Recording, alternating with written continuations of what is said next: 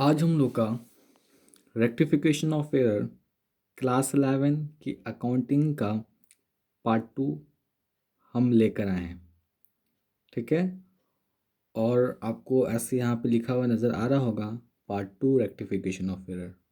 मैं इस चैप्टर को मैं इस वीडियो को शुरू करने से पहले आपको मैंने जो प्रीवियस वीडियो में होमवर्क दिया था उसको मैं पहले चेक करवाऊँगा और आप इसका क्रॉस चेक कीजिएगा कि आपने सही बनाया या गलत बनाया विथ ऑनेस्टी। अगर आपने सही बनाया तो आप ये खुद से जज करेंगे कि आपका लेक्चर नंबर 1 पार्ट 1 क्लियर हुआ। अगर कहीं मिस्टेक होती है तो आप फिर से एक बार अपने नोट्स को जो बनाया होगा एक बार उसको रिकॉल करें और फिर से उसको समझिए। ठीक है। आइए हम इस पार्ट 2 को शुरू करने से पहले आपका होमवर्क जो मैंने प्रीवियस वीडियो में दिया था उसको चेक करवाते हैं। ठीक है।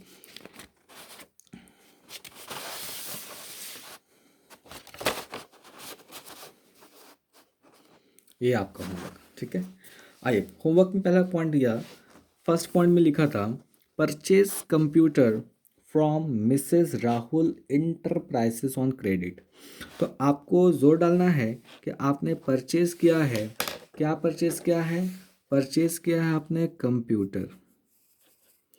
बिल्कुल। किससे किया है? मिसेस राहुल इंटरप्राइजेस से। और कैसे किया है? क्रेडिट। तो आप मुझे ये बताइए कि आपने ख़रीदा है, कंप्यूटर ख़रीदा और उधारी ख़रीदा है। तो आपको मैंने बताया था कि जब हम कोई चीज़ उधारी ख़रीदते हैं तो वो जाता है परचेज बुक के अंदर। बिल्कुल। तो आपने इसका आंसर क्या लिखा होगा? Purchase book. अगर आपने परचेज बुक लिखा है तो आप उसको गलती कीजिए क्योंकि वो परचेज बुक में नहीं जाएगा। रीज़न ये है क्योंकि परचेज बुक में वो जाता है जो गुड्स होता है।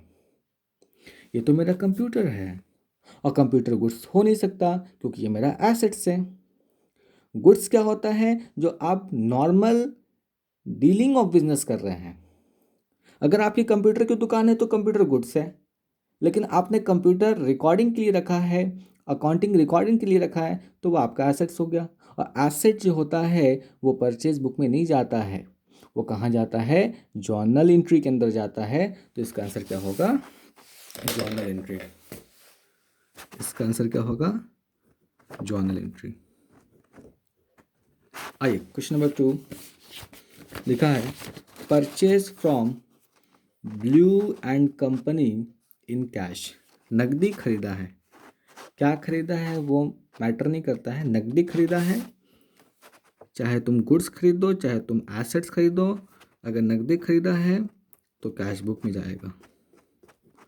आइए पॉइंट नंबर 3 बैड डेट्स। पैसा डूब गया। जब आप किसी को उधारी बेचते हैं तो उसे हम डेटर कहते हैं, और जब डेटर पैसा डुबा देता है उसे हम बैड डेट्स कहते हैं। बैड डेट्स क्या आपको उधारी खरीदा है? नो। क्या नकदी खरीदा है? नो। क्या सब्सिडी में जाएगा? नो। कहाँ सब्सिडी में तो जाएगा, लेकिन कहाँ जाएगा? मतलब प्राइमरी रिकॉर्डिंग के अंदर सब्सिडी में जाएगा कि जर्नल प्रॉपर के अंदर जाएगा? तो सब्सिडी के अंदर नहीं जाएगा, कहाँ जाएगा? जर्नल एंट्री या फिर जर्नल प्रॉपर, क्योंकि सब्सिडी बुक के सातों किताबों में से कहीं भी ताल्लुकात नहीं रखता है। Point number 4 goods sold mister Anmol ₹1 lakh on credit. आपने गुड्स को बेचा है उधारी। ठीक है। किसको बेचा है? मिस्टर अनमोल को। कितने का बेचा है? 1 लाख रुपए का। और उधारी बेचा है। जब हम गुड्स को उधारी बेचते हैं तो वो कहाँ जाता है? सेल्स बुक में। गुड्स को याद रखिएगा। अगर वही एसेट्स को बेचते हैं तो वो जर्नल एंट्री के अंदर चल जाता, हमारे सब्सिडरी बुक के अंदर नहीं जाता, क्योंकि जोर किस पे डालना है? गुड्स। Is it clear? हाँ। लास्ट पॉइंट क्या है? Goods purchase from Mrs Neha ₹50,000। मैंने 50,000 रुपये का नेहा से उधारी गुड्स खरीदा है।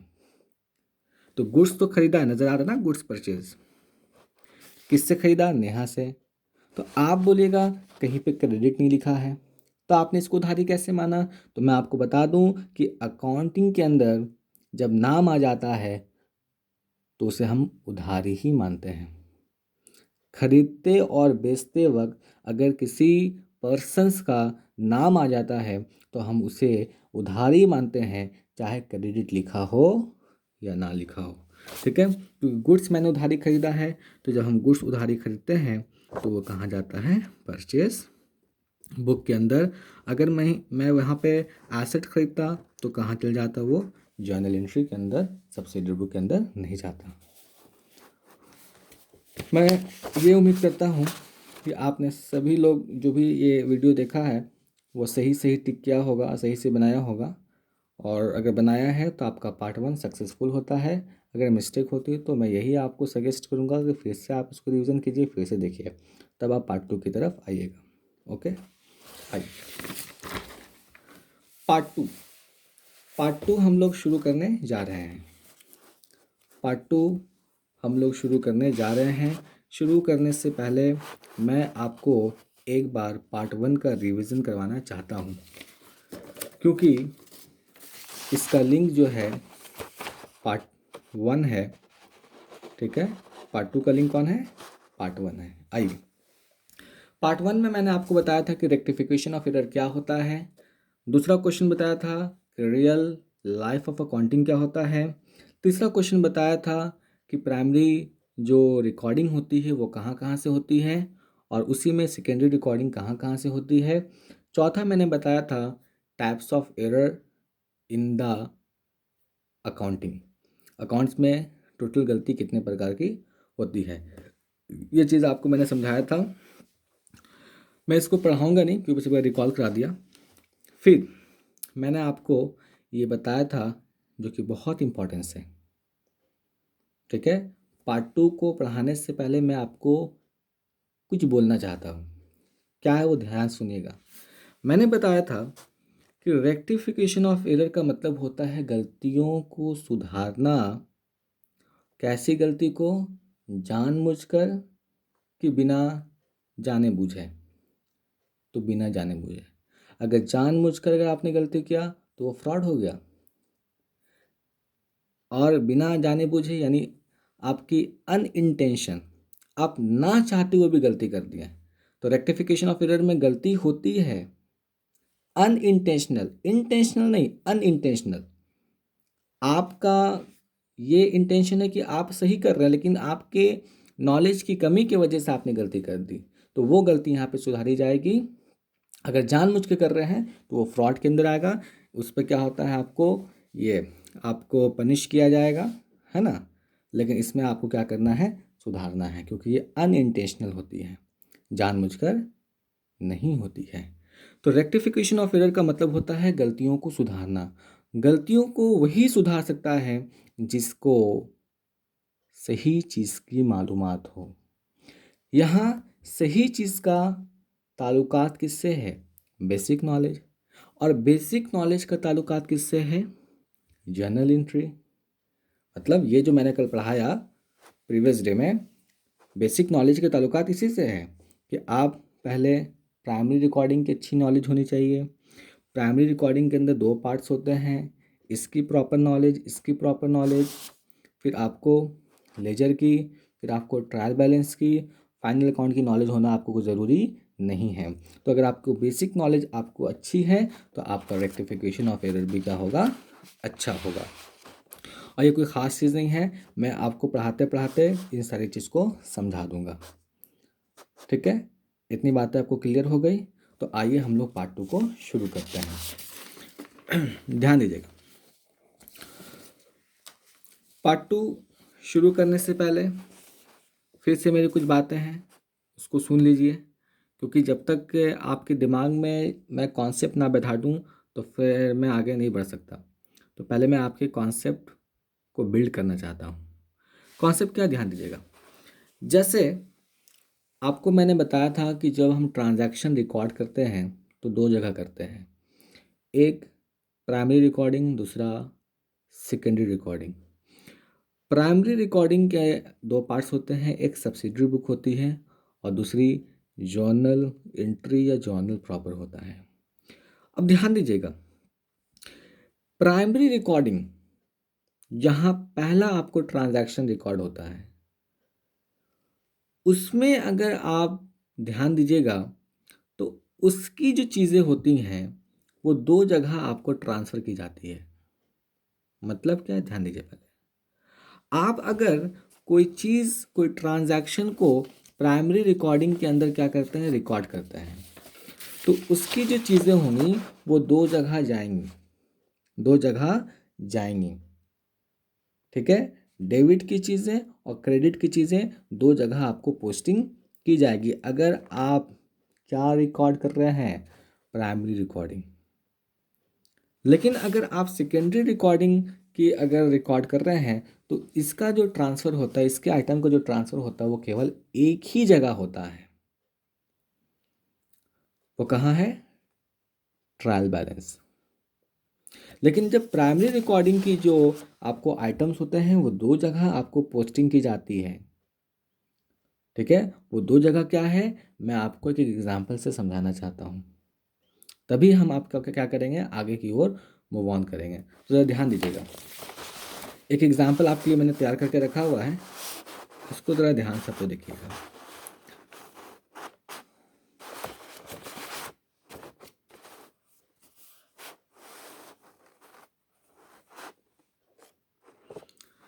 आपको यहाँ पे दिख रहा होगा, परचेज बुक का मैंने एक फॉर्मेट बनाया है जो सब्सिडरी बुक है, सेल्स बुक का एक मैंने फॉर्मेट बनाया है जो कि एक सब्सिडरी बुक है, परचेज अकाउंट और सेल्स अकाउंट जो कि मेरी सेकेंडरी रिकॉर्डिंग है।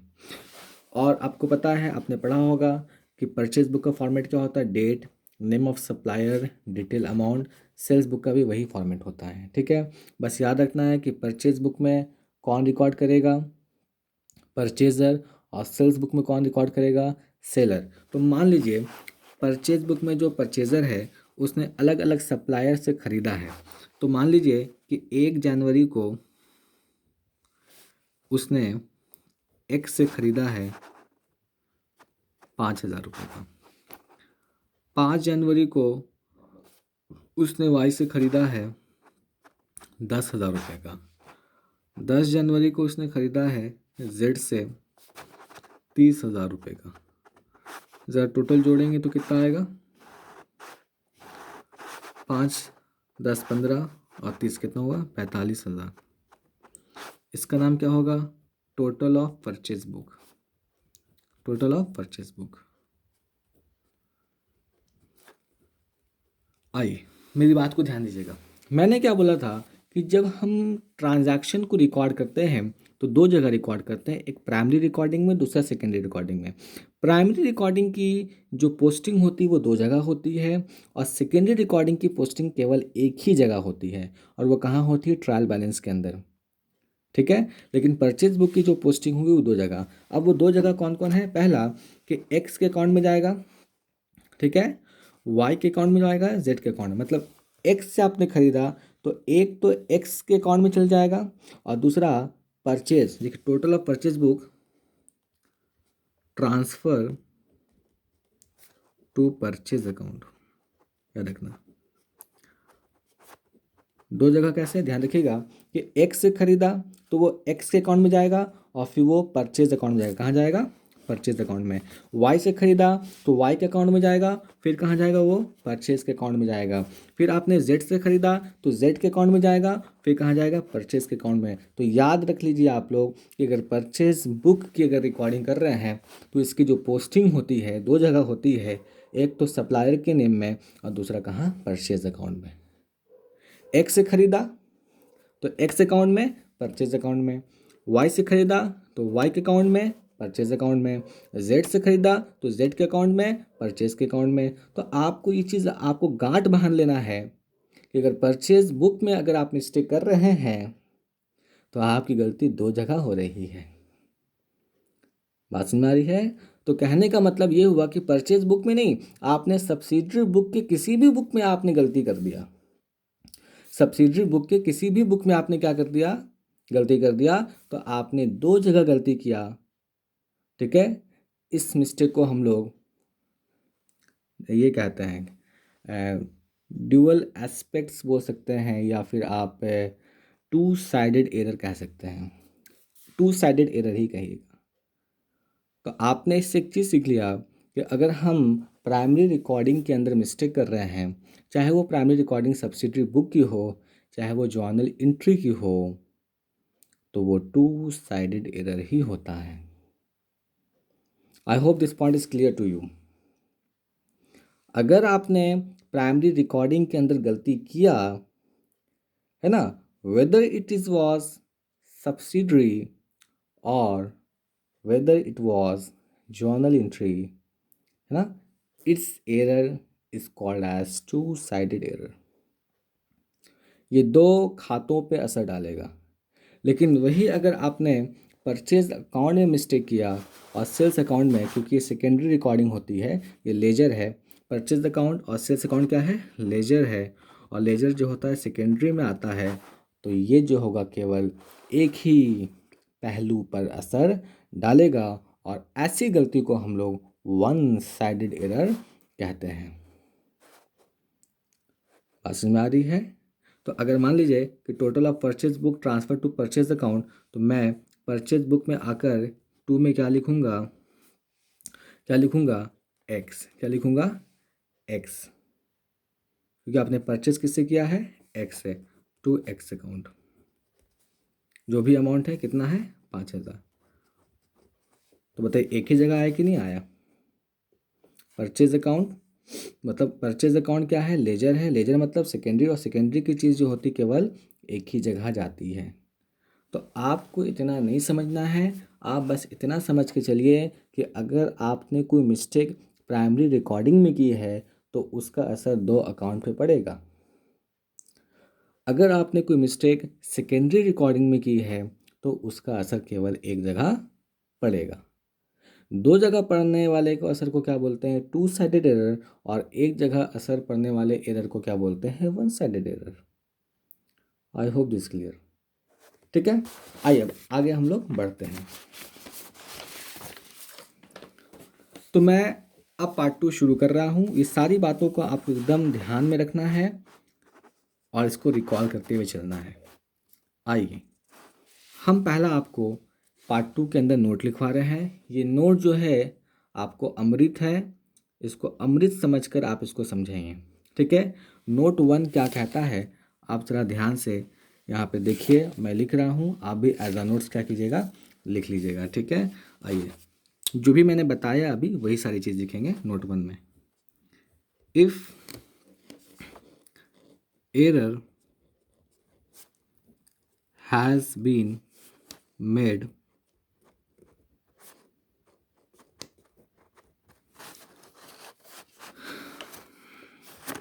in the primary recording,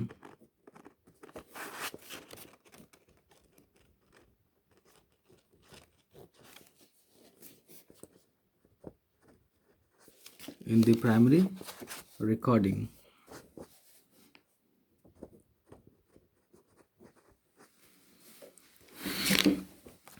then it affects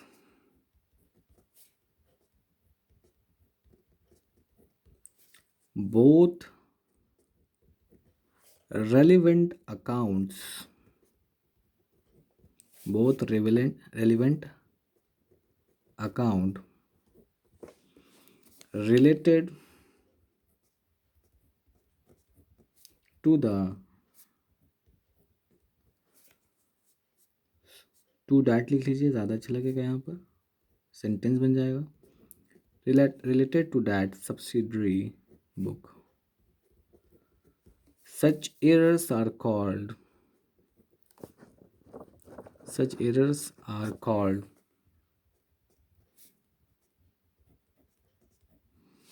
two-sided error.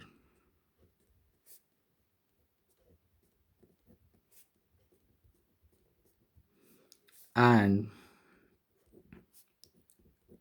they cannot be detected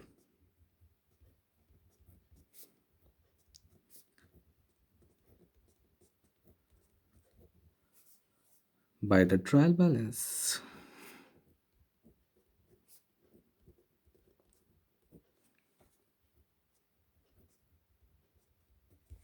आइए ध्यान दीजिए, नोट 1 कंप्लीट हो चुका है। आप इसको स्क्रीनशॉट ले लीजिए, फिर जब लेक्चर ख़त्म हो जाएगा इसको नोट्स में लिख लीजिएगा।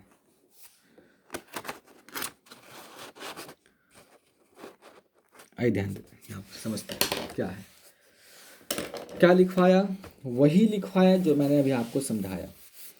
लिखवाया कि अगर गलती जो है कहाँ हो जाए आपसे, प्राइमरी रिकॉर्डिंग के अंदर, अगर गलती आपकी प्राइमरी रिकॉर्डिंग के अंदर हो जाए तो उसका असर दो अकाउंटों पे असर पड़ता है जो उससे संबंधित है सब्सिडरी बुक के अंदर। बात समझ में आ रही है? क्योंकि परचेज बुक है तो परचेज बुक का ताल्लुक दो अकाउंटों से है, एक तो XYZ से है और दूसरा आपको परचेज अकाउंट से है। सेल्स बुक में एक तो आपको जो भी सप्लायर होगा उससे संबंधित है और दूसरा सेल्स अकाउंट से संबंधित है। क्योंकि मैं जब टोटल करता हूँ तो लिखता हूँ सेल्स बुक इज ट्रांसफ़र, मतलब total of sales book is transfer to sales account. Supplier के खाते में तो जाएगा ही जाएगा, साथ ही साथ वो सेल्स अकाउंट में भी जाएगा।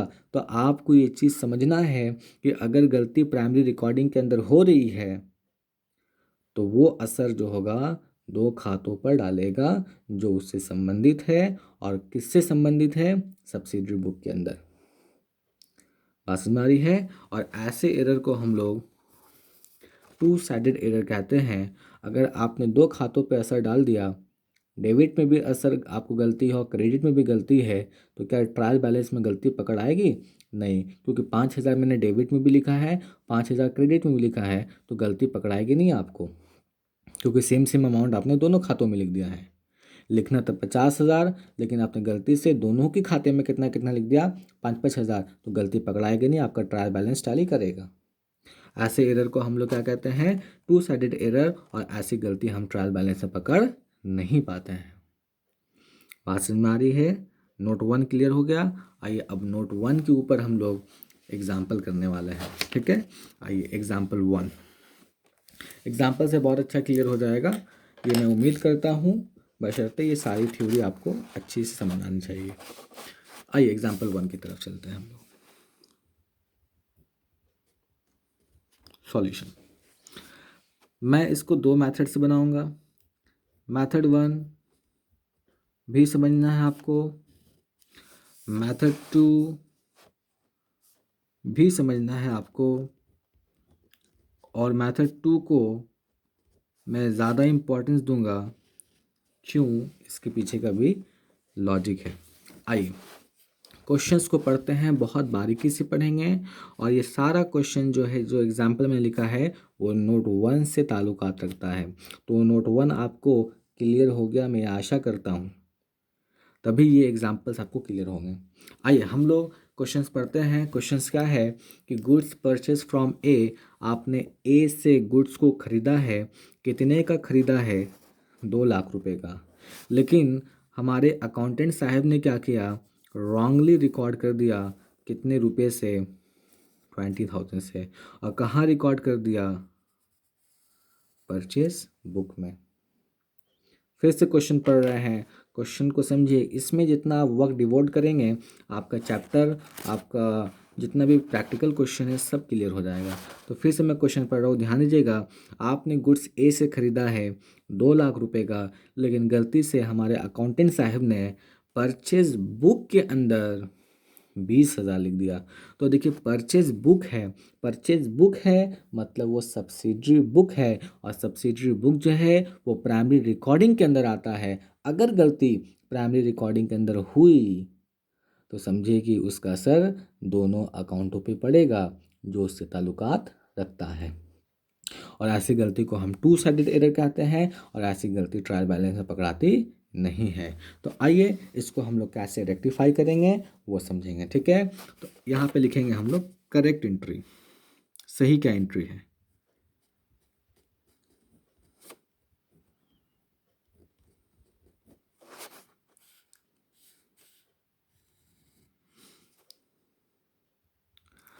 गुड्स खरीदिए, ये तो जर्नल में पढ़ा है। गुड्स खरीदिए ए से, खरीदने की एंट्री क्या होती है?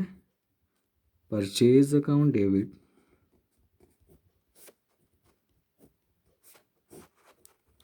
To A account. कितना? 2,00,000, 2,00,000। जब गुड्स खरीदिएगा तो ख़रीदने से आपका खर्चा बढ़ेगा, क्योंकि परचेज को मैं आपको ओपिनियन दिया था कि नॉमिनल अकाउंट है, ठीक है। तो खर्चा का बढ़ना डेबिट, और साथ ही साथ ए से ख़रीदा उधारी तो ए आपका क्रेडिटर हो गया। जिससे हम उधारी खरीदते हैं कोई भी चीज़, वो मेरा क्रेडिटर होता है। क्रेडिटर जो होता है वो लायबिलिटीज़ के अंदर आता है, और लायबिलिटी का जो बढ़ना होता है वो क्रेडिट होता है। मैंने आपको बेसिक नॉलेज में समझाया हुआ है, और ये भी बोला था कि ये लेक्चर तभी देखिएगा जब आपको बेसिक नॉलेज की लेक्चर क्लियर हो जाए तब। आइए फिर इसके बाद रॉन्ग एंट्री, गलती क्या हो गई उसकी एंट्री पास कीजिए आप। गलती अकाउंटेंट साहब से ये हो गई कि उसने परचेज बुक के अंदर 20,000 रिकॉर्ड कर दिया, मतलब 2 लाख की जगह 20,000 रुपये रिकॉर्ड कर दिया। तो एंट्री तो सही पास की होगी। Purchase account debit to A account, नाम सही किया, बस अमाउंट में गलती कर दिया, 20,000 20,000। तो आप मुझे बताइए कि आपको अगर सुधारना होगा, अगर आपको रेक्टिफाई एंट्री पास करना होगा तो आप कैसे पास कीजिएगा। तो आप कॉमन सेंस लगाइए यहाँ पर। आप कॉमन सेंस ये लगाइएगा कि लिखना था 2 लाख, लिख दिया 20,000, कितने कम से लिखा, तो आपका रिप्लाई होगा 1,80,000 से कम लिखा, आप 1,80,000 की एंट्री पास कर दीजिए। तो आप एंट्री क्या पास कीजिएगा, परचेज नहीं लिखा ना 1,80,000 का, तो लिख दीजिए इसको, purchase account debit to A account 1,80,000, 1,80,000। बात समझ में आ रही है। ये आपका मेथड 1 था। आइए मेथड 2 में, मेथड 2 क्या कहता है। मेथड टू जो है वो है आपका महामंत्र। मैं बोल रहा था कि आपको मैं एक ऑसम ट्रिक दूंगा इस चैप्टर को सॉल्व करने के लिए, वही ट्रिक है। ये मैथड से सॉल्व करें तब भी सही है, इस मैथड सॉल्व किए तब भी सही। पहले इस मैथड क्या होता है पहले आप देख लीजिए। इसके लिए आपको ऐसा कुछ बनाना पड़ेगा, ऐसा एक फॉर्मेट तैयार कीजिएगा। कैसा, ऐसा ऊपर में जो आप सही एंट्री पास कीजिएगा, नीचे में आप गलती एंट्री पास कीजिएगा। सही एंट्री मैंने क्या पास की थी, परचेज टू ए 2 लाख रुपया, 2 लाख रुपया। नीचे में गलती एंट्री पास कीजिएगा, गलती क्या कर दिया मैंने, परचेज टू ए 20,000, 20,000। अब जो आप फाइनली जो एंट्री पास कीजिएगा वो रेक्टिफाई एंट्री होगी, और आर डॉट ई का मतलब रेक्टिफाई एंट्री होगी। तो आपने बोला कि मुझे 2 लाख सही करना था बट मैंने गलती से 20,000 पास कर दी, क्योंकि ये आपको सब्सिडी बुक में हुई है। बुक में मतलब दोनों अकाउंट पे असर डाला है, परचेज पे भी असर डाला है, परचेज अकाउंट पे भी असर डाला है, और ए अकाउंट पे भी असर डाला है। ऐसी गलती को हम टू साइडेड कहते हैं, और ऐसी गलती ट्रायल बैलेंस में मिल नहीं पाती है। तो आप बोलिएगा 1,80,000 से कमी है, आप 1,80,000 से पास कर दीजिए। तो मैं क्या करूँगा, purchase account debit to A account 1,80,000 से पास कर दूंगा। इससे आपको 1 नंबर एग्ज़ाम में मिल जाएगा। आप मेथड 1 से सॉल्व करें तब भी 1 नंबर मिलेगा, मेथड 2 से सॉल्व करें तब भी आपको 1 नंबर मिल जाएगा। लेकिन आप बताइएगा कि दोनों मेथड से अच्छा कौन है। तो अभी आपको बहुत अच्छा मेथड 1 लगेगा, मुझे पता है स्टूडेंट की चॉइस को, लेकिन आपको ये कुछ जगह एप्लीकेबल है, मतलब आसान आसान जगह तो बहुत आसान लगेगा, लेकिन यह महामंत्र है। जब मन चाहे इसको पढ़ लीजिए और अपने रेक्टिफिकेशन ऑफ एरर को रेक्टिफाई कर लीजिए। यानी ये एक मैजिकल ट्रिक है। इस चीज़ को अगर आप याद रखेंगे तो आपका हर एक क्वेश्चन जो रेक्टिफिकेशन का है वो बहुत ईजिली और स्मूथली बन जाएगा। ठीक है, ये थोड़ा लेंदी चल जाता है और कहीं कहीं ये काम करना बंद कर देगा, लेकिन ये जो है काम करना कभी बंद नहीं करेगा। जब जब आपको रेक्टिफिकेशन करना हो तब तब ये फॉर्मेट ऐसे बना लीजिएगा, ऊपर में सही चीज़ नीचे में गलत चीज़, दोनों को एनालाइज करके आप सही चीज़ की एंट्री पास कर दीजिएगा। तो आपका सवाल आएगा कि ठीक है मैं मेथड 2 को चॉइस करूँगा, क्या इसको भी आंसर में दिखाना होगा? नहीं, आंसर में तो केवल ये पास कीजिएगा, जर्नल एंट्री आप रेक्टिफाई की ये पास कीजिएगा। तो इसको क्या कीजिएगा, रफ में कहीं रफ पेपर में आप क्या कीजिएगा, ये पहले बना लीजिएगा और फिर सही एंट्री पास कर लीजिएगा।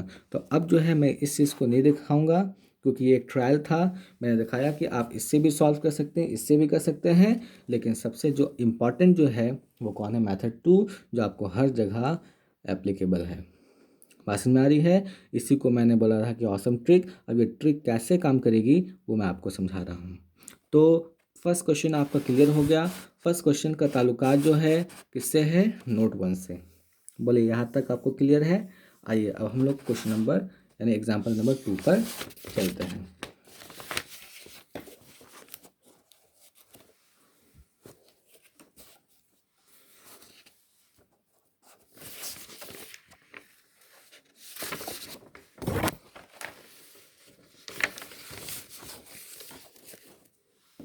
ये है आपका 2, एग्जाम्पल नंबर 2।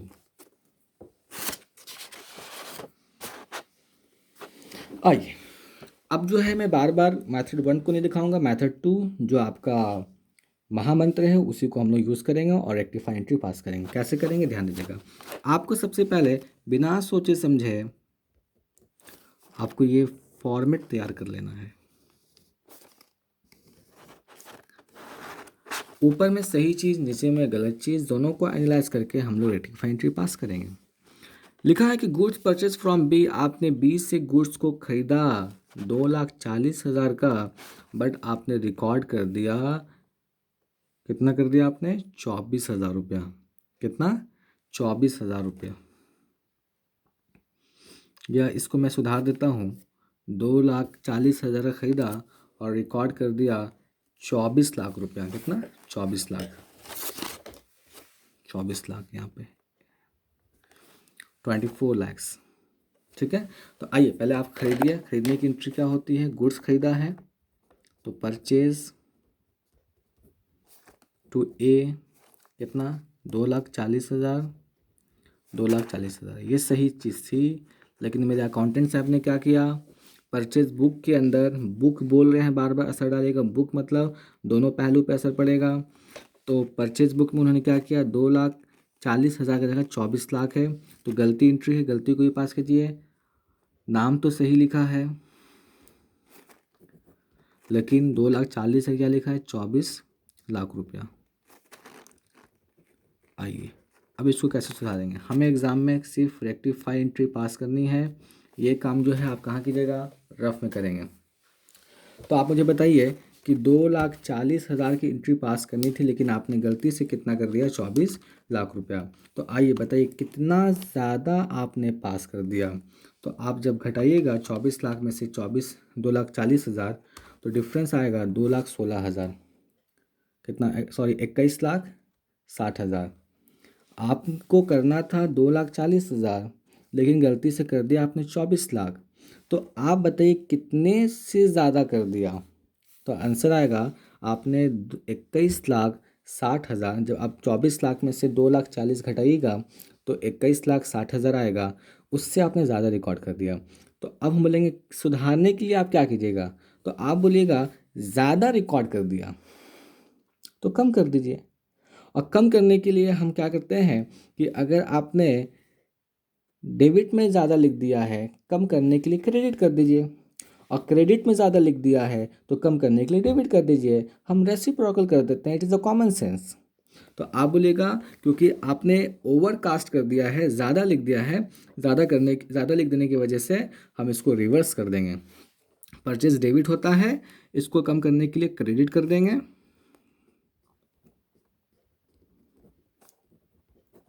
और ए को मैंने ज़्यादा लिख दिया है, क्रेडिट में है, उसको कम करने के लिए डेबिट कर देंगे। कितने से, 24 लाख माइनस 2,40,000, तो आंसर कितना आएगा, 21,60,000। तो इस तरीके से हम लोग रेक्टिफिकेशन ऑफ एरर को ये सॉल्व करते हैं। पास में आ रही है? क्लियर है? ओके। आइए पॉइंट नंबर 3 जो है, एक बार आप क्वेश्चन पढ़िए, 1 मिनट।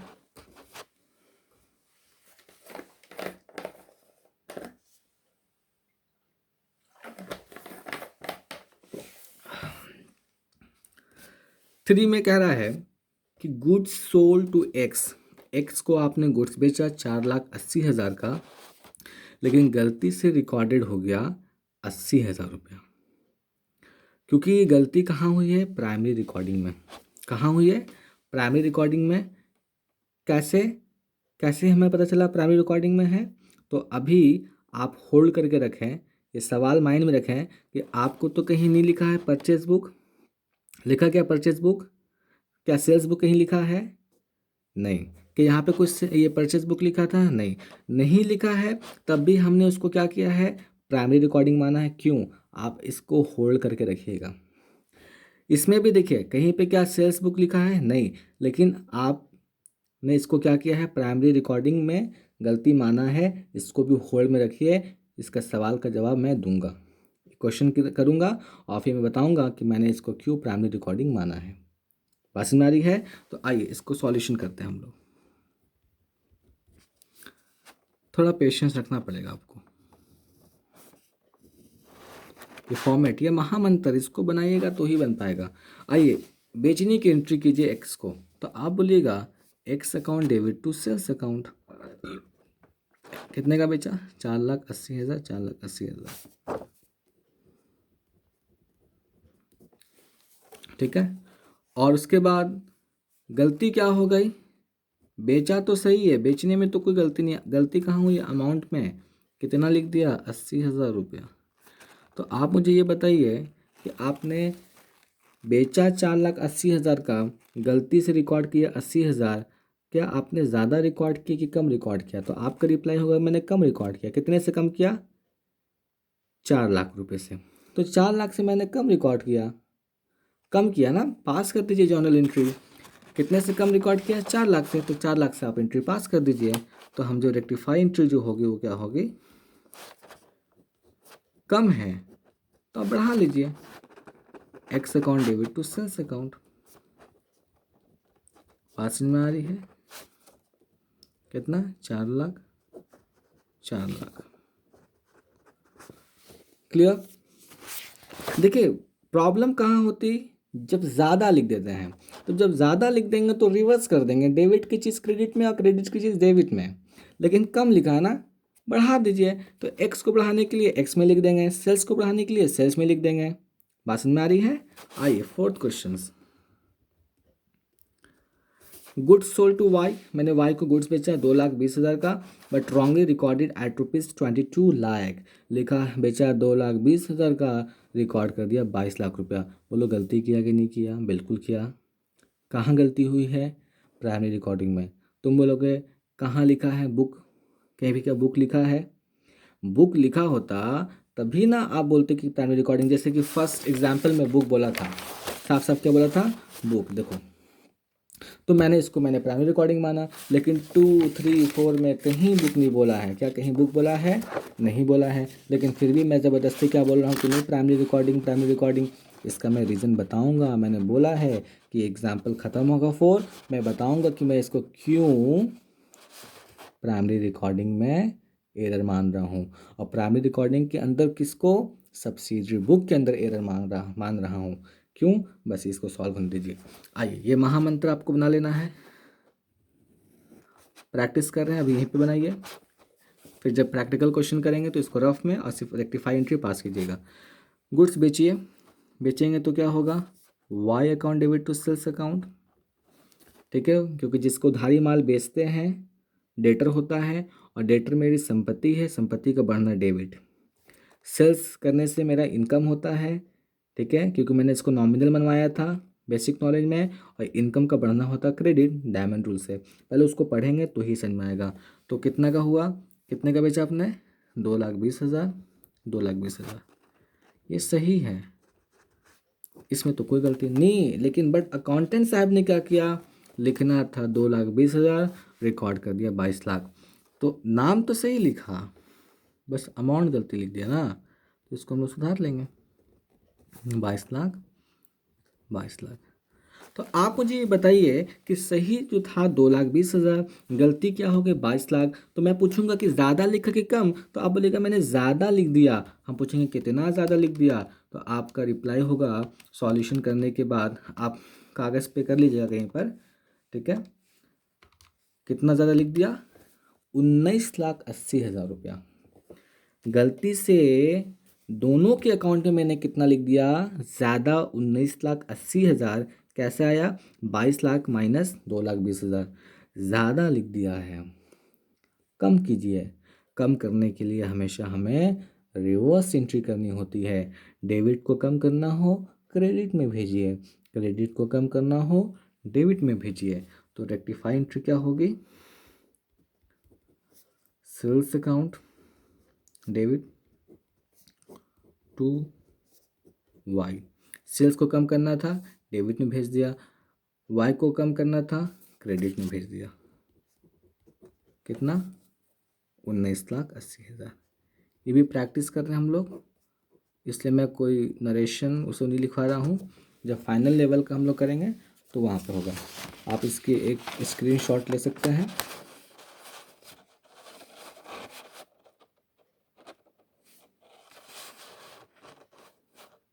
ठीक, आइए अब सवाल था आपका कि 2, 3, 4 में कहीं बुक नहीं बोला लेकिन आपने प्राइमरी क्यों माना। इसका रिप्लाई देता हूँ। इसका रिप्लाई मैं एक नोट्स से दूंगा। किसे दूंगा, नोट्स से। नोट 1 हो चुका था, आइए नोट 2 से मैं इसका रिप्लाई दूंगा। क्या आपको नोट 2 नज़र आ गया, यस। नोट 2 पहले लिख देता हूँ और इससे फिर आपका मैं क्या करूँगा, जवाब दूंगा, ठीक है। ध्यान दीजिएगा, नोट 2 क्या कहता है, अनलेस जब तक कि, अनलेस का हिंदी क्या होता है, जब तक कि, unless otherwise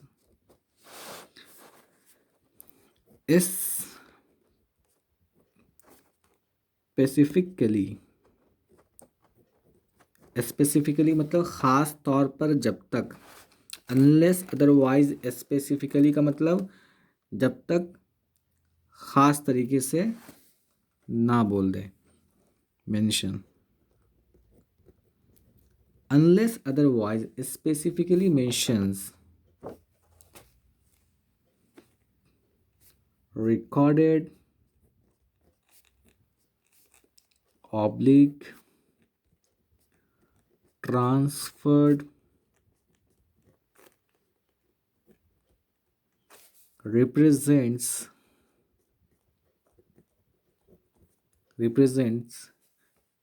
entry in the primary record।